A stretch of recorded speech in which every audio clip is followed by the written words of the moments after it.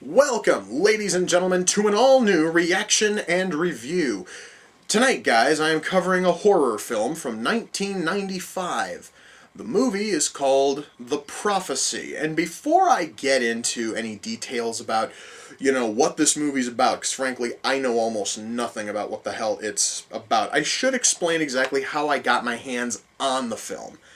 You see, one of my coworkers was talking about the Prophecy film series, and he was talking about how the films are really good, and I mentioned I'd never seen them.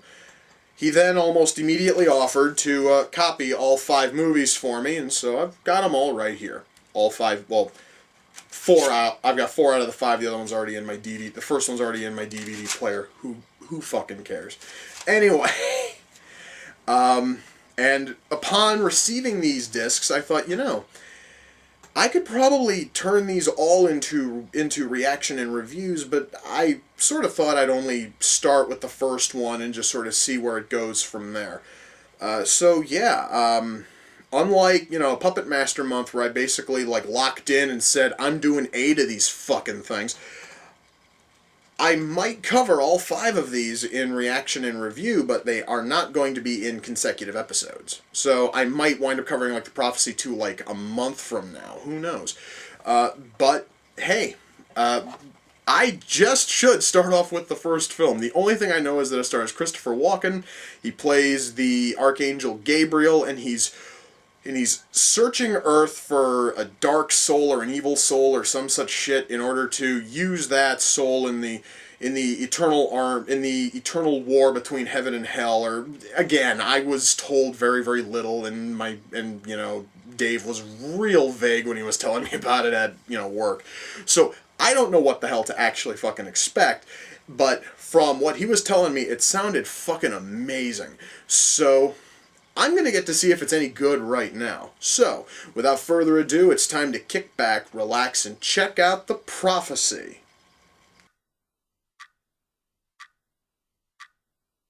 Okay, guys, I'd like to say this right now.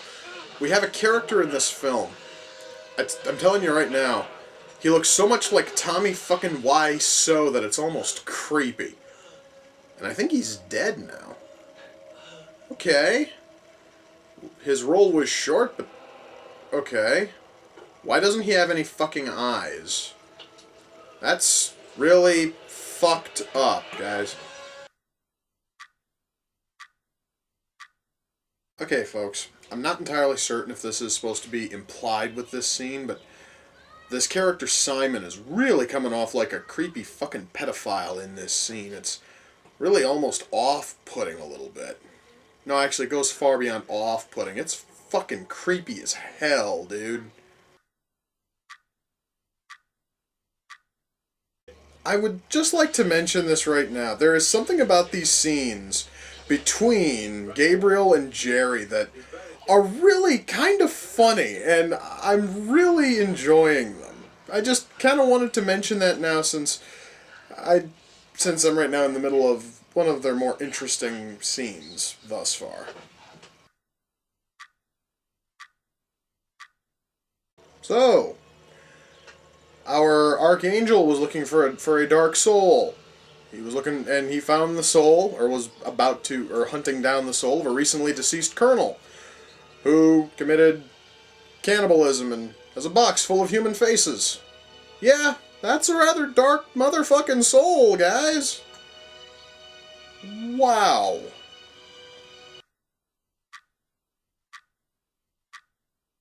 Okay. That was exceptionally fucking creepy. And it was just a kid talking. What other movie can just make a kid talking fucking creepy as shit? I don't think I've seen any others. Prophecy has done something I've never seen any other film do, and I'm really fucking impressed. Then again, I guess if you get any kid to talk about cutting off a, Chinaman's head, it's bound to be creepy, but the actress here pulled it off and made it awesome. So, Viggo Mortensen is Lucifer. He's had only about 3 lines of dialogue. I can already tell you the guy is fucking badass. In fact, he actually almost makes Lucifer likable. That's kind of frightening when you really think about it. Wait a minute. So if I go to heaven, I get to just kill non-stop? All of a sudden, heaven is sounding fucking amazing, guys. I could then live out my serial fucking killer fantasies and have no punishment. I want to go to heaven now.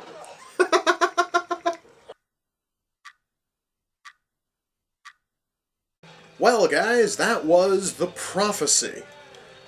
Wow, that movie was amazing. Alright, let me just shut off the movie here. I kind of want to make a correction before I dive into this, because at the start of the video I said that, or at the start of this, reaction and review, I said that the angel Gabriel wanted to find that soul, that dark, evil soul, and he wanted to use it in the war between heaven and hell. There is no heaven and hell. No. He was collecting this soul to use it in the heavenly civil war being fought between the angels. So this brings up a question, and it's a little, and it sort of leads to like my one niggling problem with the film. And the problem is that it does have a couple of things which could have been fixed in terms of writing. One of them is it's never really explained how the fuck Gabriel was going to get this soul into heaven. Because, mind you, I'm not exactly a religious scholar, but I could have sworn it was kind of difficult for a soul to get into heaven, especially if it's as black and evil as this fucking Colonel's was. So, unless he's going to try to smuggle it into heaven as if the soul were a condom full of drugs, I don't see how the hell he could have gotten the thing into heaven.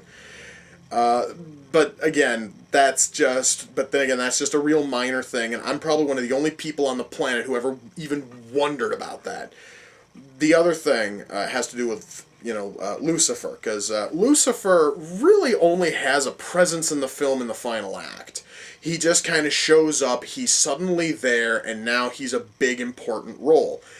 I think it would have been a little bit better had they had him in there along with Gabriel and Simon and all the other characters who you come to like as the film goes on. However, even though Lucifer's only in the final act and he makes one hell of an impact, he is still a very likable and memorable character even through all that. Yes, guys, Lucifer is likable. That's the second time I've said that in this, and I'm going to stand by that. That is where I'm going to start with the positives, at least in terms of writing and acting, because this was a tag team effort betwixt the two. We had writing, which had characters who were very, very likable, who were very interesting, who were very well developed, including characters who barely spoke or were only on camera for maybe a couple of minutes. All of them came out, they came out with a little bit of depth and complexity, which you don't normally expect, especially from low-budget thrillers from the mid-90s. A lot of those didn't have a whole lot of development or depth. This thing did, and that is just stunning. The fact that every single character is, in some small way, likable, that is awesome, and that is helped out by the fact that every single actor is turning in a top-notch performance. I'm going to tell you guys right now, I mentioned those two little niggling, plot issues I had. Those are completely paved over by the fact that we have fantastic writing that actually covers everything besides those two little issues, and then we have acting that complements this awesome writing in a very good way. Oh my God, I would like to say, because I know that there are some people out there who are really anal about this.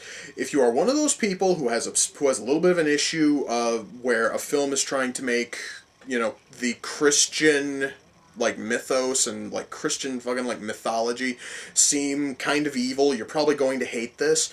And if you're one of those people who has a bit of a problem with films that attempt to mix different mythologies together, you're probably not going to enjoy this either, because this thing has a lot of mixing between Christian mythology and Native American mythology, which I was kind of happy to see, because that really, again, that really added a lot of depth to this film.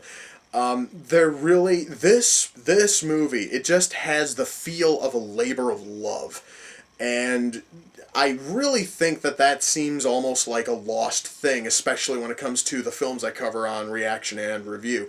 Yes, I have run into good films. I've run into great films. I've never run into anything. I don't think I've run into anything that felt like a true labor of love. Something which everybody absolutely adored working on and just had an absolute blast working on it. This is kind of a first, at least to me, because I don't think I ever ran into anything else which had this feel. A movie that had an awesome script and had fantastic acting, and it just felt like the filmmakers, the cast, and the crew all wanted this movie to be amazing. Nobody anywhere phoned in a bit of this. I am talking everything from music to camera work to sound editing. This fucking movie covers all of the bases, and I would almost call it perfect, but once more, I had a little issue with those two little problems, and again, they are just so minor and piddly that probably upon a second or a third viewing of this, I'm probably not going to give a shit. And yeah, I am going to watch this a second time, because this thing was awesome. This thing here is going to go right. This thing is going to be probably something I'm going to watch every year. I'm not sure I'm going to watch the rest of the series every year, but there's only one way to find out. And well, at some point I am going to do a reaction and review on The Prophecy Part 2. Why? Because I want to. I don't know when, but I am going to. Now, I do have a little bit of good news for people who might want to look for this movie. Well, first, I have some bad news. Bad news is, I looked it up. This one is not on Netflix. The second one is, at least as of this filming, the second one was up there. But the first one isn't. In fact, none of the other ones are, just the second one. Now, if you just want to get the entire series, just say fuck it and buy them all. I was over at Kmart recently. I saw two things. One of them was a 4-pack DVD which had the first 4 Prophecy films. The other one was a 4-pack on Blu-ray which had the first, the third, the fourth, and the fifth. Again, it's missing part 2. So your options are you either buy both of those and then you have 2 copies of most of the series, or you just buy the Blu-ray set and hope and pray that the Prophecy 2 never leaves Netflix, and that you continue to have an account there. That is one way of guaranteeing you have the entire series. But hey, that though is only if you're really interested in checking out the entire series based on my recommendation of the first one. Of course, we all know that sequels have a bad habit of going downhill. But Reaction Review has also proven with Puppet Master that sometimes sequels can become even far better than anything the first film could ever have touched. I'm not sure if any of the sequels are going to go that far, but I will find out, because I'm probably going to cover all 5 of these at some point, or I'm going to cover the other 4. But yeah, I would highly recommend this one. Go ahead, guys, and look it up somewhere. Who knows? This thing actually could easily be on like Hulu or Crackle or some such shit. Hey, I don't know. So your best bet is to go and look it up. And if it's not there, shit, guys, you can probably buy it on DVD. Just the first film on DVD for probably like $3 if you know where to look. eBay is usually a good place for that. So yeah, guys, please, by all means, look for this movie. This thing was amazing.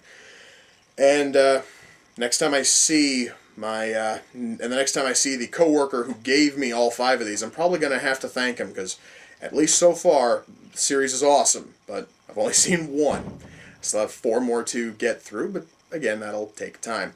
So, with that, we come to the close of another Reaction and Review. Until next time, ladies and gentlemen, take care, and I will see you all in the near future. Peace.